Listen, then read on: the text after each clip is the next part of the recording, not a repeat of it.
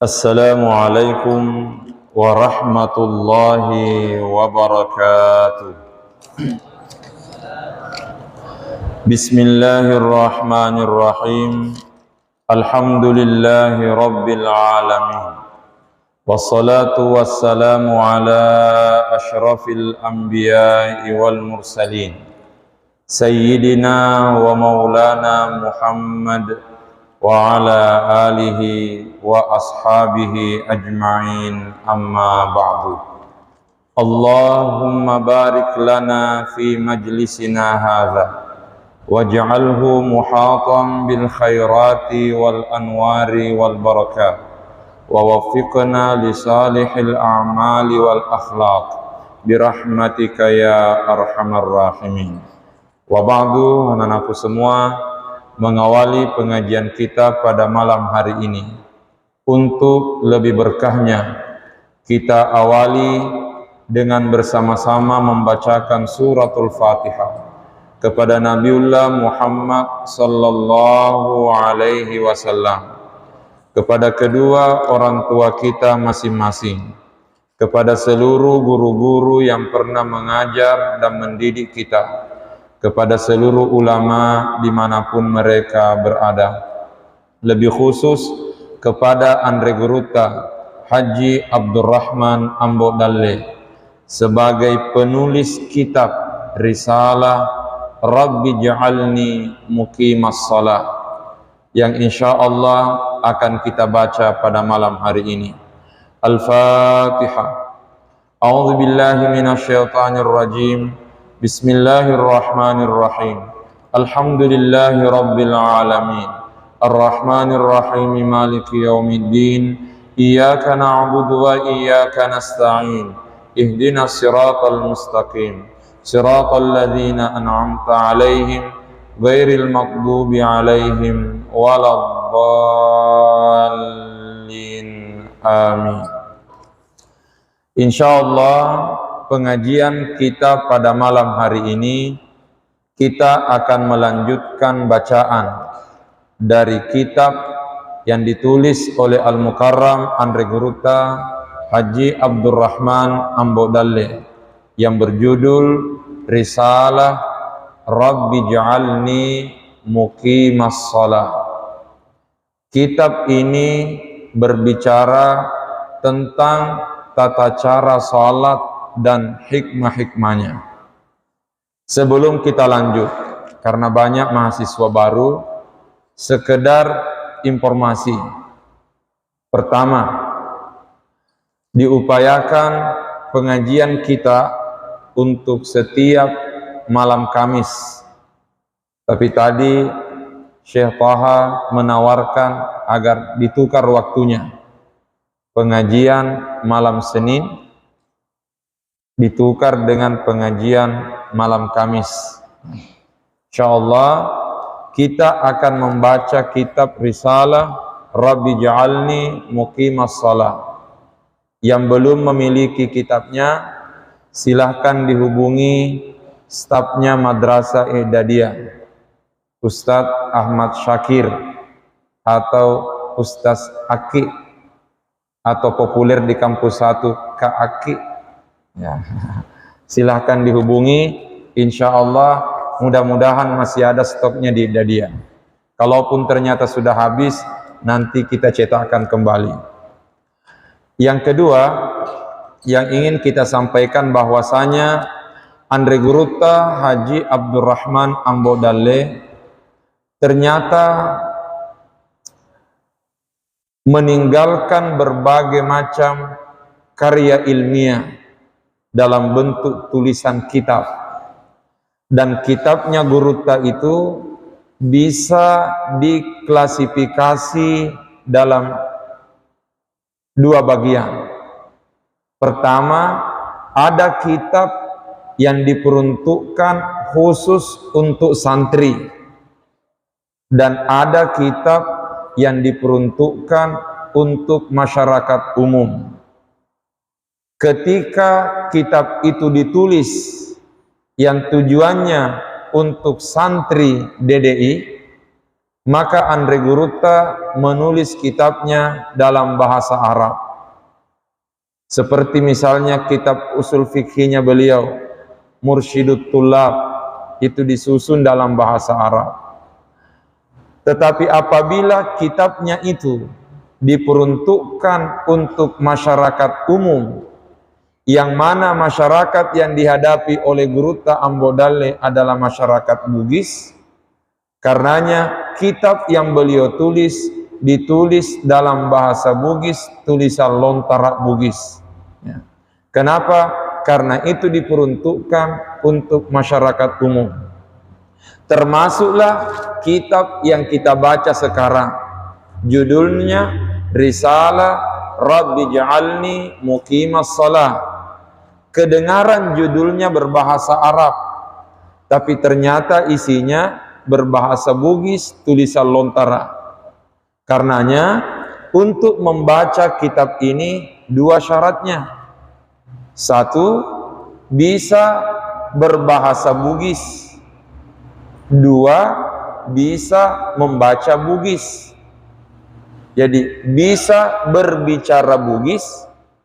Dan yang kedua, bisa baca Bugis. Maca mak bicara ogi, maca topa mak baca ogi. Karena ada orang Bugis bisa berbahasa Bugis tapi tidak bisa baca Bugis. Karena tulisan Bugis Lontara itu di samping perlu kepandaian juga perlu rasa. Ya, mesti ada rasa Bugis. Karena untuk ketepatan penyebutan kata itu terkadang disesuaikan dengan situasi dan kondisi apa yang dibaca. Contoh, bembe bolonna guruku, itu sama tulisannya persis dengan tulisannya bebe bolonna guruku. Ya. Bembe bolonna guruku, tapi karena tidak peka dalam membaca, akhirnya dia baca bebe bolonna guruku, tersinggung gurunya. Ya.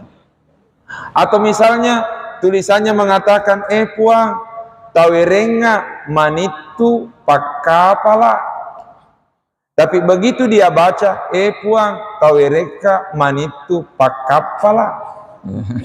Karena tulisannya pakapala dengan pakapala dalam tulisan Lontara itu sama tulisannya, tapi beda artinya. Pakapala penghafal, pakapala pelayar. Karenanya insyaallah setiap pengajian kita nanti kita akan membaca kitab karya Andre Guruta Haji Abdurrahman Ambodalle. Sudah dua kitab yang kita selesaikan. Pertama Al-Qaulus Shadiq sudah kita baca, yang kedua Syifaul Af'idah Minat Tasya'umi wa Tiara, mengenai pemali-pemali juga sudah kita baca. Sekarang masuk pada buku yang ketiga, Risalah Rabbi Ja'alni Muqimas Shalah, mengenai tata cara salat dan hikmah-hikmahnya. Mari kita lanjutkan bacaan. Yang bawa buku silakan dibuka Al-Faslur Rabi', pasal yang keempat, halaman 8. Kita langsung melangkah ke halaman 8 karena halaman-halaman sebelumnya itu sebenarnya sudah kita baca dan sudah kita jelaskan pada pengajian kita sebelumnya. Al-Faslur Rabi', fasal yang keempat atau sub masalah yang keempat, onrona sempajang ngiri atai pole ripuangi. Onrona sempajang ri atai pole ripuangi. Ingat sekali lagi, onrona sama tulisannya dengan onronna. Tapi bacanya di sini bukan onronna, tapi onrona. Apa bedanya? Onrong bahasa Arabnya makanun, tempat. Onro bahasa Arabnya makanatun, kedudukan, ya, atau kemuliaan. Onrona sempajangi riatai pole ripuangi, kedudukan salat pada hamba dari Tuhannya. Majepu onrona sempajang ngeri atae pole ripuange iana matungka pamase maraja papenyama batoa ri atae pole ripuanna. Saya ulangi sebelum kita terjemahkan. Majepu onrona sempajang ngeri atae pole ripuange iana matungka pamase maraja papenyama batoari atai pole ripuanna. Bahwasanya kedudukan salat pada hamba dari Tuhannya itulah yang merupakan rahmat besar dan nikmat yang besar dari Allah Subhanahu wa taala. Jadi salat merupakan nikmat dan rahmat yang besar dari Allah kepada hamba. Kenapa dikatakan salat adalah nikmat yang besar? Salat adalah rahmat yang besar. Iana ritu parengeranna atairi lales sempajang, yaitu adanya ingatan hamba kepada Tuhan di dalam salat. Jadi salat merupakan nikmat besar karena di dalam salat ada hubungannya hamba dengan Tuhan melalui zikirnya kepada Allah, melalui ingatannya kepada Allah. Istilah bugisnya parengeranna atai rilales sempajang. Nama jepu parengerange polemi ripuang Allahu Ta'ala, bahwasanya ingatan itu semata-mata bersumber dari Allah. Kita mampu mengingat itu semata-mata karena dirahmati oleh Allah. Benenge atae mapunewi parengerange dekna natakalupa. Karena benenge atae mapunewi parengerange dekna natakalupa. Sebab andai kata ingatan itu miliknya hamba atau bersumber dari hamba, maka tidak akan ada lagi orang yang lupa. Saya ulangi, kemampuan kita untuk mengingat itu adalah rahmat dari Allah. Sebab andai kata mengingat itu adalah milik kita, tentu tidak akan ada lagi orang yang lupa. Bendenge atae mapunewi parengerange dekna natakalupa. Maka defong Allah Subhanahu wa taala di surah Al-Mudaththir ayat 56.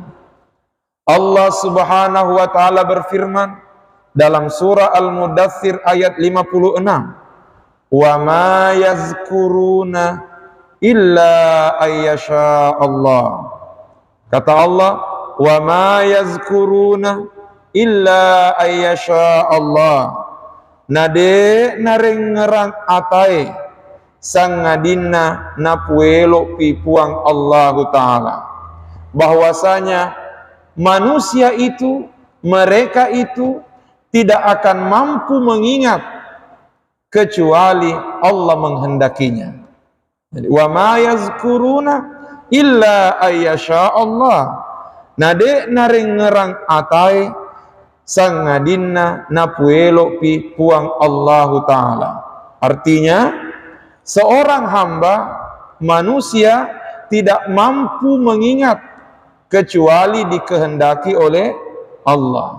Itu berarti kita mengingat dan berzikir karena adanya rahmat dari Allah Subhanahu wa Ta'ala.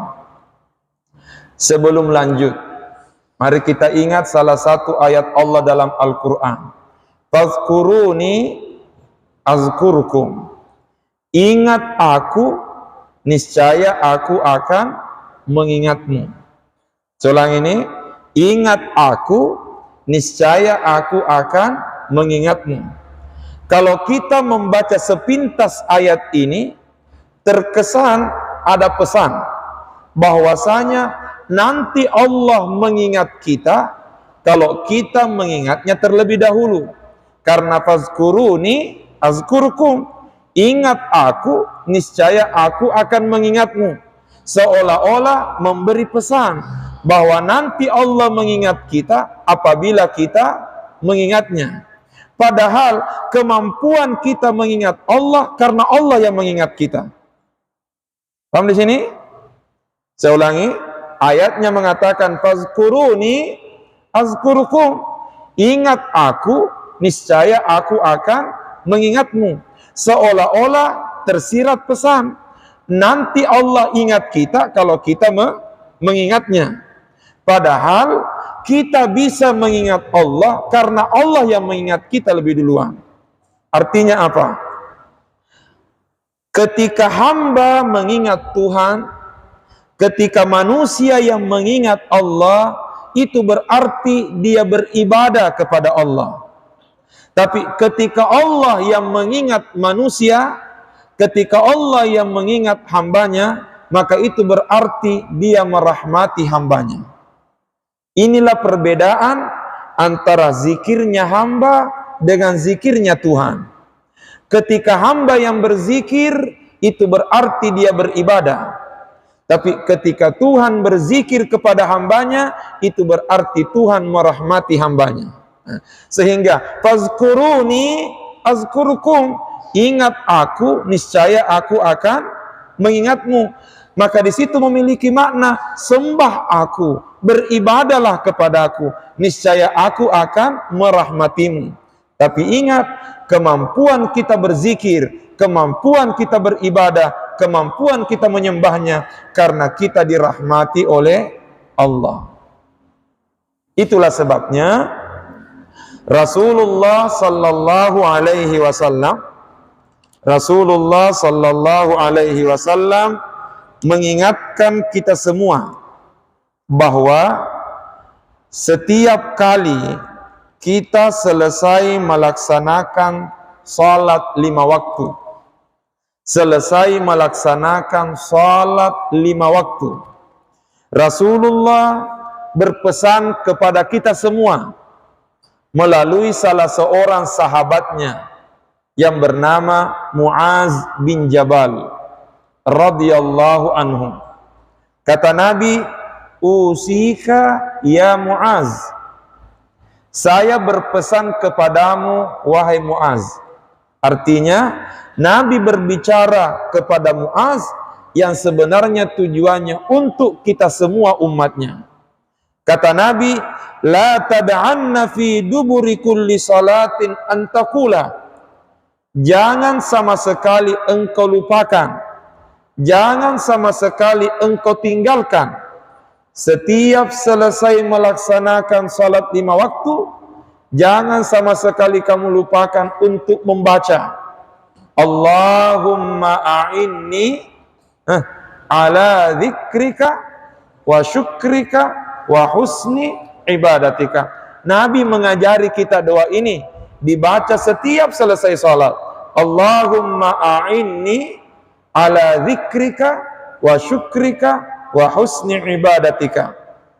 Allahumma ya Allah, a'inni, bantu saya, tolong saya, ala dzikrika, untuk senantiasa berzikir kepadamu, tolong saya untuk senantiasa mengingatmu, wa syukrika, bantu saya, tolong saya untuk selalu bersyukur kepadamu, wa husni ibadatika, bantu saya, tolong saya untuk selalu memperbaiki ibadahku kepadamu.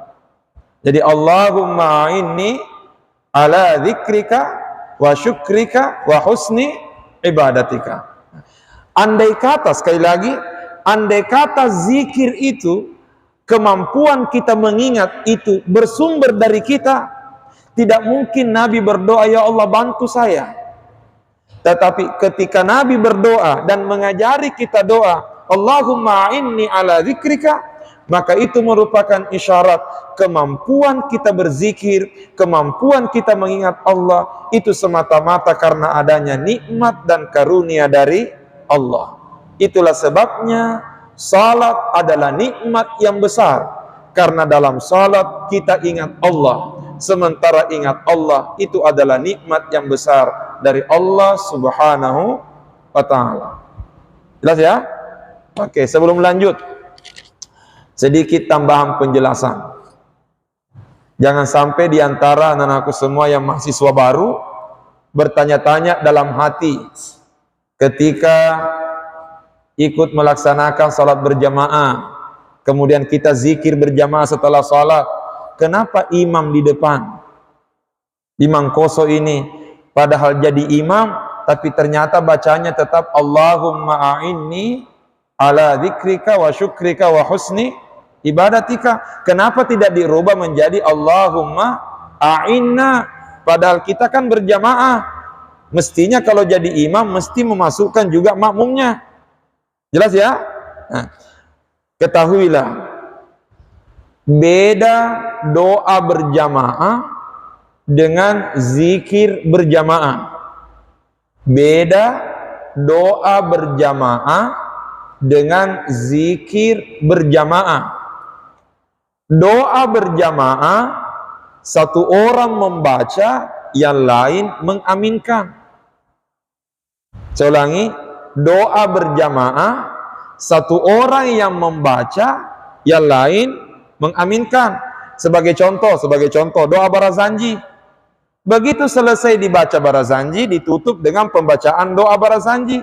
Jangan semua yang hadir baca doa, tetapi cukup satu orang baca doanya, yang lain tinggal jadi supporter.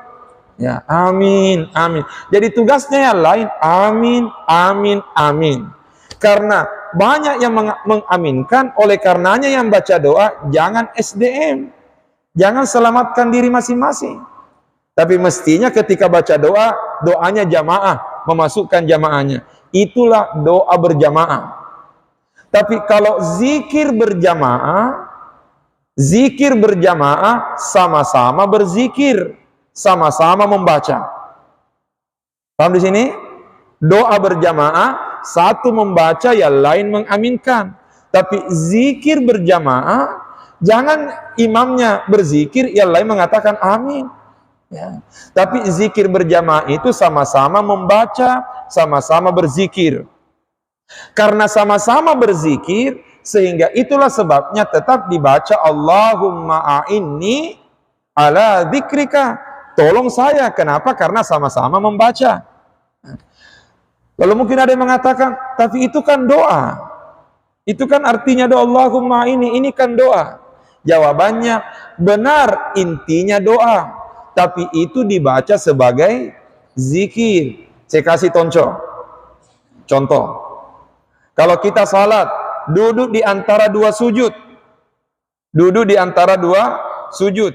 Dari sujud Allahu Akbar, duduk di antara dua sujud. Sekalipun imam, yang dibaca apa? Kalau misalnya jadi imam, yang dibaca apa? Rabbi ghafirli warhamni wajburni warfani warzuqni wahdini wa'afini wa'fuani. Kalau kita jadi imam, jangan dirubah Rabbana ghafir lana warhamna wajburna warfana warzuqna wahdina. Tetap Rabbi ghafirli warhamni wajburni. Kenapa Rabbi ghafirli warhamni wajburni? Padahal itu juga doa dan posisinya sebagai imam. Jawabannya, karena semua orang yang salat sama-sama membaca. Paham ya? Nah, jadi ini perlu kita ketahui sebabnya. Jangan sampai nanti ada yang bertanya, kenapa itu guru tak di Mangkoso tetap Allahumma ini? Ada lagi yang unik ini, yang sering bertanya, kenapa itu kalau guru tak baca doa selalu membaca la ilaha illa anta subhanaka inni kuntu minal zalimin?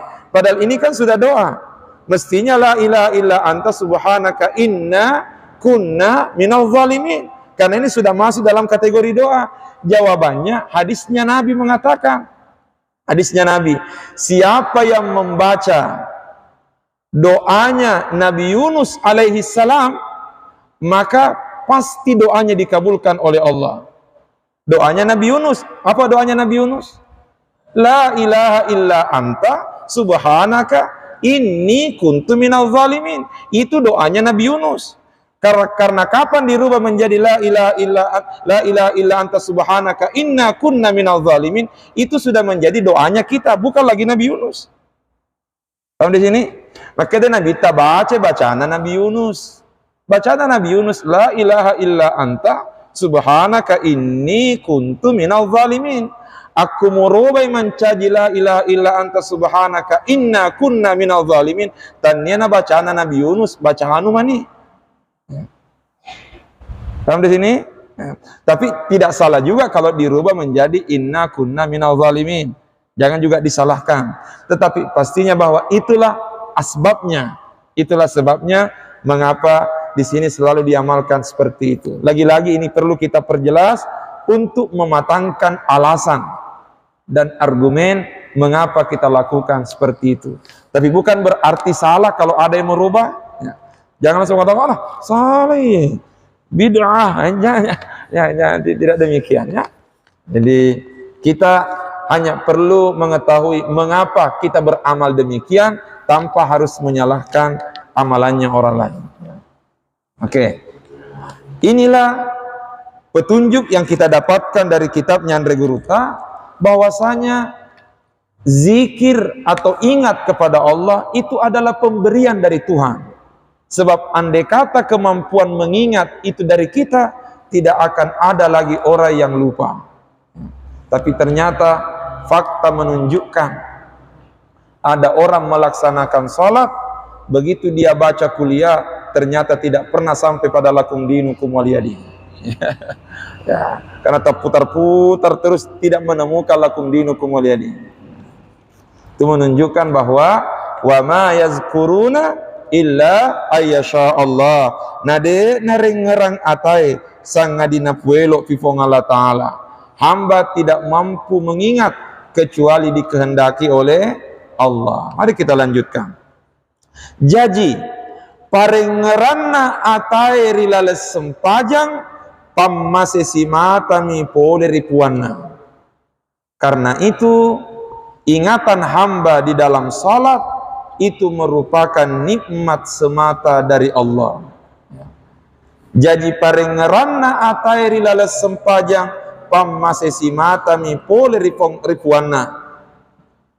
Karena itu ingatan hamba di dalam salat itu merupakan rahmat semata dari Allah Subhanahu wa taala. Maka dari Nabi sallallahu alaihi wasallam lihat di sana. Nabi sallallahu alaihi wasallam bersabda, "Az-zikru ni'matun minallahi fa'addu syukraha."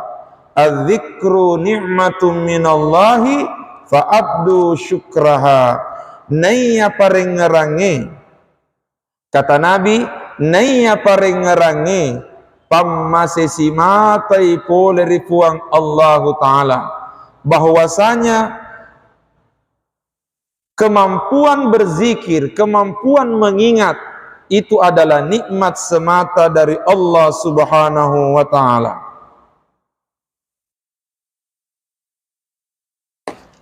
Fa'addu syukraha, si boleh-boleh mulalo pada pasilen nerengi syukuru kiwiritu.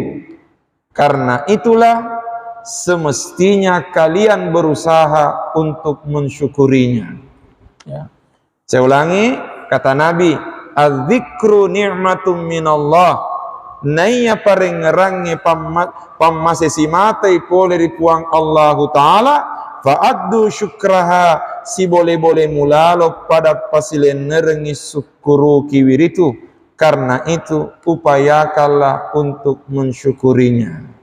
Mensyukuri nikmat ingat dengan menggunakan kemampuan itu untuk selalu ingat Allah. Ya. Saya ulangi ini. Mensyukuri nikmat Allah karena adanya kemampuan mengingat yang diberikan kepada kita, dengan cara menggunakan kemampuan ini untuk selalu berhubungan dengan Tuhan, untuk selalu mengingat Allah. Nah, catatan, ada sedikit tambahan penjelasan. Konon, ada yang mengatakan begini, zikir itu terbagi tiga. Ada yang bilang zikir itu terbagi tiga. Ada zikirnya hati, ada zikirnya mulut, ada zikirnya tubuh. Ya. Zikirnya hati itu yang mana? Zikirnya hati adalah hubungannya hati dengan Tuhan. Semakin hati kita terhubung dengan Tuhan, maka semakin berzikirlah hati kita kepada Allah. Bagaimana maksudnya menghubungkan hati dengan Tuhan? Selalu sadar bahwa kita senantiasa dilihat dan diperhatikan oleh Allah. Itulah makna anta'budallah ka'annaka tarahu fa illam takun tarahu fa innahu yaraka. Sembah Allah seolah-olah kalian melihatnya. Bila kalian tidak melihatnya, yakini Allah melihatnya. Jadi ketika hati sadar bahwa kita selalu dilihat dan diawasi oleh Allah, sehingga hati selalu berusaha terkontrol dengan baik, maka itulah zikirnya hati. Yang kedua, zikirnya mulut. Nah, inilah bacaan-bacaan kita. La ilaha illallah, subhanallah, alhamdulillah, Allahu akbar, astagfirullah, dan sebagainya dan sebagainya. Itulah zikirnya mulut. Tapi sekarang, yang mana zikirnya tubuh? Yang mana zikirnya tubuh? Kata ulama, zikirnya tubuh adalah imtithalu awamirillah wajtinabu nawahihi. Menggunakan tubuh kita, melaksanakan perintahnya dan meninggalkan larangannya. Bahasa Bugisnya, sikiri nalan roalewe, ia naritu ipak keguna itu buta, pak dupai parentana niniri wipap pesangkana. Zikirnya tubuh adalah menggunakan tubuh untuk melaksanakan perintah Allah dan meninggalkan larangannya. Sehingga catat ini dengan baik. Zikirnya mulut itu mulia. Yang mana tadi zikirnya mulut? Bacaan-bacaan. Jelas ya? Bacaan-bacaan itu mulia. Zikirnya mulut itu mulia, tapi jauh lebih mulia zikirnya tubuh. Jauh lebih mulia zikirnya tubuh. Artinya apa? Andai kata zikir mulut kita kurang, andai kata zikir bacaan itu kurang, biarlah zikir bacaan ini kurang, yang penting tubuh kita selalu melaksanakan perintah dan meninggalkan larangan. Maka pada saat itu kita dianggap orang yang ingat Allah. Saya ulangi, andai kata zikir mulut kita kurang, biarlah bacaan kita kurang. Yang penting tubuh kita berzikir kepadanya dengan senantiasa melaksanakan perintahnya dan menjauhi larangannya. Maka ketika itu kita tetap dianggap sebagai orang yang ingat Allah. Tetapi sekalipun zikirnya mulut ini lancar, sekalipun zikir mulutnya lancar, sekalipun bacaannya banyak, tapi ternyata tubuhnya tidak memperhatikan perintah dan tidak memperhatikan larangan. Pokoknya 3H, halal, haram, hantam. Ya. Halal, halulu, nalulu mana? Mulutnya selalu berucap zikir, zikir, zikir. Mulutnya selalu membaca ini dan itu. Tapi ternyata tangannya selalu mengambil yang bukan haknya. Matanya selalu melihat yang tidak benar. Telinganya selalu dia gunakan untuk gosip misalnya. Mendengarkan kata-kata yang tidak baik. Dan sebagainya, dan sebagainya, dan sebagainya. Maka mohon maaf, sekalipun bacaannya banyak, tapi tubuhnya tidak terkontrol, maka waktu itu tetap dianggap orang yang lupa kepada Allah. Jelas di sini? Kenapa? Karena lagi-lagi yang dibutuhkan sebenarnya bukan bacaannya, tapi yang dibutuhkan adalah pengaruhnya bacaan dalam pribadi kita. Pertama. Yang kedua, sebagai catatan penutup pengajian kita, khusus untuk zikirnya mulut, bacaan. Zikirnya mulut, bacaan. Dalam kitabnya Imam An-Nawawi rahimahullah, dalam kitabnya Imam An-Nawawi rahimahullah, di bagian-bagian awalnya kitab Al-Azkar, ya, kitabnya Imam An-Nawawi Al-Azkar, ya, di bagian-bagian awalnya, di situ Imam An-Nawawi menyampaikan sebuah kalimat, dan ini merupakan kesepakatan ulama. Beliau mengatakan, i'lam, ketahuilah, annal azkaral masyru'ata, annal azkaral masyru'ata fis salati wa ghairiha wajibatan kanat aw mustahabbatan. Kata Imam Nawawi, i'lam, ketahuilah, annal azkaral masyru'ata, bahwasanya zikir-zikir yang disyariatkan, bahwasanya zikir-zikir yang disyariatkan, bacaan-bacaan yang disyariatkan, fis salati wa ghairiha, baik di dalam salat maupun zikir di luar salat, wajibatan kanat aw mustahabbatan, apakah zikir itu wajib atau zikir itu sunnah. Jadi kata Imam Nawawi, annal azkaral masyru'ata, bahwasanya zikir-zikir yang disyariatkan, fis salati wa ghairiha, baik zikir di dalam salat maupun zikir di luar salat, wajibatan kanat aw mustahabbatan, apakah zikir itu zikir wajib atau zikir sunnah, la yuhsabu syai'um minha, tidak sedikit pun dihitung di situ. Artinya tidak satu pun zikirnya itu dinilai.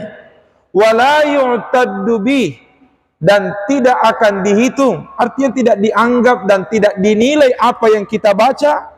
Saya ulangi, zikir-zikir yang kita baca baik dalam salat maupun di luar salat, baik sifatnya wajib maupun sifatnya sunnah, itu tidak akan dinilai dan tidak dianggap hatta yatalaffaza bihi, hingga dia melafalkan zikirnya, bihaitsu yusmi'u nafsahu, dengan cara dia memperdengarkan zikirnya, minimal dia yang mendengar.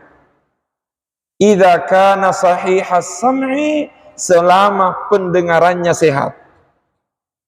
Saya ulang ini, zikir-zikir yang disyariatkan baik dalam salat maupun di luar salat, baik wajib maupun sunnah, tidak akan dinilai dan tidak akan dianggap kecuali hingga zikir itu kita lafalkan dan ada suaranya, minimal kita yang mendengar. Karenanya, perhatikan ini anakku semua, ada sebuah kata yang ingin saya sampaikan, tapi sebenarnya ini agak kasar, tapi mungkin perlu menjadi renungan, agak kasar. Sepertinya tidak sah salatnya orang yang tidak goyang mulutnya. Saya ulangi, tidak sah salatnya orang yang tidak goyang mulutnya. Karena Imam Nawawi mengatakan la yu'taddu wa la yuhsabu syai'um minha, tidak dinilai itu zikirnya kecuali dia lafalkan dan ada suara, minimal kita yang mendengar. Dan kapan dilafalkan dan ada suara, berarti mulutnya bergerak, mulutnya bergoyang. Yang jadi soal sekarang, ada orang salat dengan kana kedo timuna,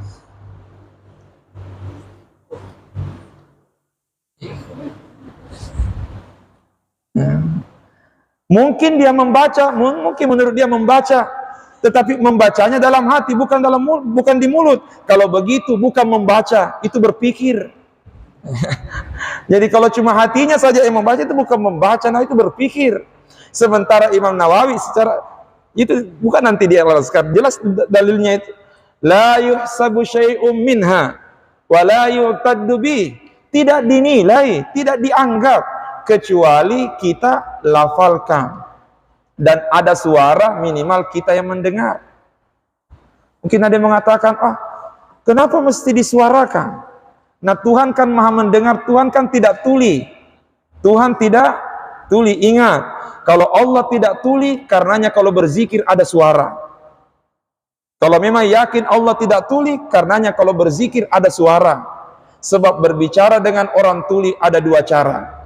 Berbicara dengan orang tuli ada dua cara. Satu, teriak-teriak. Satu, sama sekali tidak ada suara tapi goyang mulut. Paham di sini? Contoh, lihat mulut saya nih. Lihat mulut saya. Saya bertanya, apa saya ucapkan? Apa kabar? Kenapa kalian tahu? Tuli. Coba lihat nih, lihat saya semua. Mulut saya goyang tanpa suara. Apa saya ucapkan?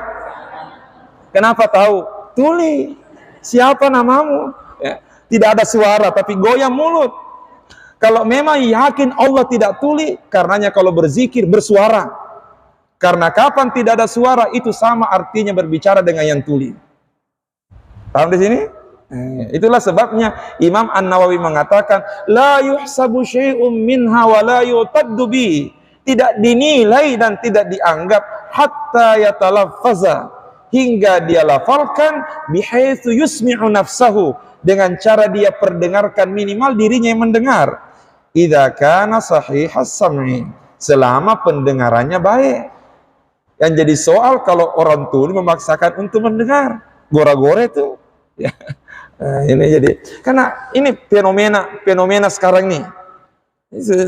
Sekarang kita menemukan fenomena mungkin gara-gara kajian ini, ya, di beberapa tempat yang terkadang tidak jelas siapa gurunya. Walhasil begitu salat, walhasil karena hanya diajarkan khusyuk, tetapi tidak dijelaskan gimana caranya. Walhasil begitu salat berusaha untuk khusyuk sampai tidak goyang mulutnya.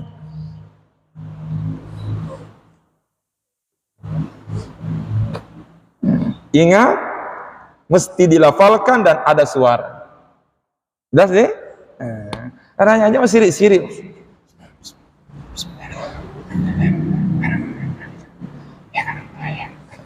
Ya, karena kapan tidak ada suara, ingat ya? Kenapa mesti disuarakan? Kan Tuhan Maha mendengar, tidak tuli. Benar, kalau memang tidak tuli, ada suara. Kenapa? Karena berbicara dengan orang tuli dua caranya. Satu, teriak-teriak, atau sama sekali tidak ada suara tapi goyang mulut.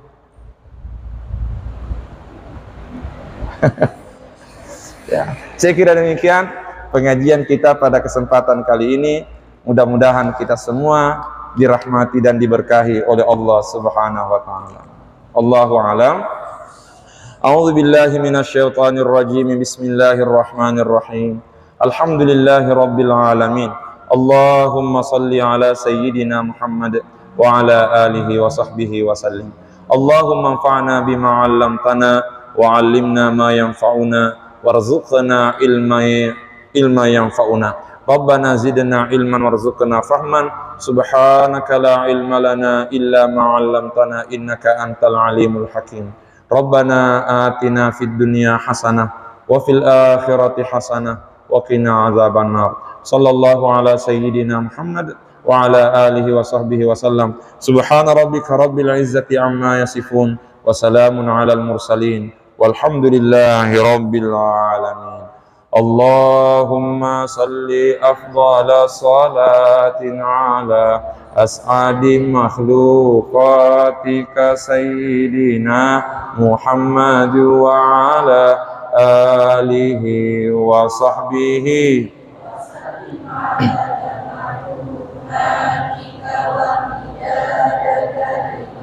tika kullama zakaraka zakiruna wa ghafala an zikrihil ghafilun. Sekali lagi, Allahumma salli afdala salatin ala as'adi makhluqatika sayyidina Muhammad wa ala alihi wa sahbihi wa sallim adada ma'lumatika wa midada kalimatika kullama zakaraka zakiruna wa ghafala an zikrihil ghafilun. Allahumma amin. Assalamualaikum warahmatullahi wabarakatuh.